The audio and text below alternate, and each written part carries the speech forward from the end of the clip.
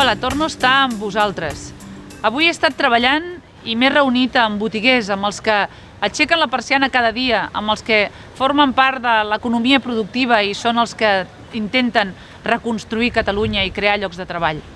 Avui m'heu preguntat que com és que a Catalunya paguen més impostos que la resta. I és veritat, els catalans paguem més impostos que la resta, perquè a més dels impostos estatals, que paga tothom, també a Catalunya els impostos autonòmics resulta que els governs dels catalans ens han pujat els impostos. El tripartit ens va pujar el tram autonòmic de l'IRPF i Convergència i Unió i el senyor Mas l'han mantingut. A més, el senyor Mas ha posat més taxes, ens ha posat l'euro per recepta que el Partit Popular volia suprimir. L'únic que s'ha suprimit amb Convergència i Unió ha estat l'impost de successions, perquè nosaltres, els del Partit Popular, hi vàrem donar suport. Però inclús el de donacions han incomplert els nostres acords i encara el mantenen. El que es necessita és una millor gestió, no que els governs catalans ens segueixin pujant els impostos als catalans i ens pugin el tram autonòmic al 56%, més que en qualsevol altre lloc d'Espanya.